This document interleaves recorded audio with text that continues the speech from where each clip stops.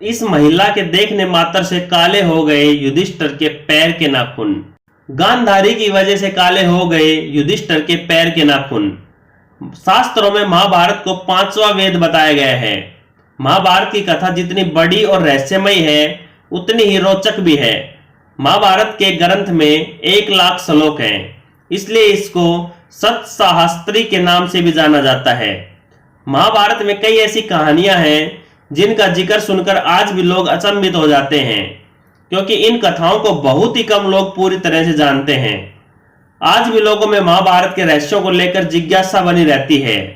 हम आपके लिए आज एक ऐसी ही कथा लेकर आए हैं जिसमें गांधारी के मात्र देखने भर से युधिष्ठिर के पैर के नाखून काले हो गए थे। जानिए आखिर ऐसा क्यों हुआ था। महाभारत युद्ध के बाद पांडव धृतराष्ट्र व गांधारी से मिलने के लिए राजमहल गए थे। दोनों अपने पुत्रों को खो देने से काफी गम में थे और बहुत क्रोध में थे। पांडव वहां केवल कौरवों की मृत्यु के लिए खेद प्रकट करने गए थे। गांधारी को सबसे ज्यादा क्रोध की वजह थी कि दुर्योधन का पांडवों द्वारा अन्यायपूर्वक वध करना। भीम ने बताई थी दुर्योधन की बात। पांडव जानते थे कि गांधारी के क्रोध के कारण हम 5 भाई हैं, इसलिए वह डरते डरते गांधारी के पास क्षमा याचना के लिए पहुंचे थे और उनको दुर्योधन के वध के बारे में पूरी बात बताई। भीम ने गांधारी को बताया कि महाभारत के युद्ध में दुर्योधन से ज्यादा कोई ताकतवर नहीं था और उससे कोई जीत भी नहीं सकता था। यदि मैं दुर्योधन को नहीं मारता तो वह मेरा वध कर देता। यह कमजोरी बनी मृत्यु का कारण।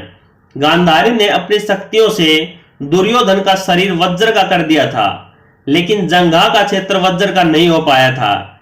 यह कमजोरी भगवान कृष्ण ने भीम को बताई थी और गदा युद्ध में वही कमजोरी दुर्योधन की मौत का कारण बनी, क्योंकि जब द्रौपदी का सभा में अपमान हो रहा था तो भीम ने प्रतिज्ञा ली थी कि वह दुर्योधन की जंघा को तोड़ देगा।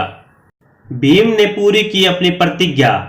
गांधारी ने भीम से कहा कि तुमने युद्ध भूमि में मेरे पुत्र दुशासन का खून पिया था, क्या ऐसा करना उचित था? तब भीम ने बताया कि दुशासन ने द्रौपदी के केस पकड़कर भरी सभा में लेकर आया था, क्या वह उचित था? उसी समय मैंने उसके खून पीने की प्रतिज्ञा की थी। यदि मैं वह प्रतिज्ञा पूरी नहीं करता तो मैं क्षत्रिय धर्म का सही से पालन नहीं कर पाता। फिर भी मैंने दुशासन के खून को मेरे दांतों के आगे नहीं आने दिया। इस तरह काले पड़ गए पैर के नाखून। भीम के बाद युधिष्ठिर महारानी गांधारी से बात करने के लिए आगे आए। उस समय उनका क्रोध 7वें आसमान पर पहुंच गया था और गांधारी की दृष्टि पट्टी से होकर युधिष्ठिर के पैरों के नाखून पर पड़ गई और वे तुरंत काले हो गए। यह देखकर 5 भाई चौंक गए और डर गए। महारानी गांधारी के क्रोध को देखकर अर्जुन भगवान कृष्ण के पीछे छिप गए और नकुल व सहदेव इधर उधर हो गए। थोड़ी देर बाद जब गांधारी का क्रोध शांत हुआ तब उन्होंने और महाराज धृतराष्ट्र ने पांडवों से बात की और भविष्य के लिए शुभ कामनाएं और आशीर्वाद दिया।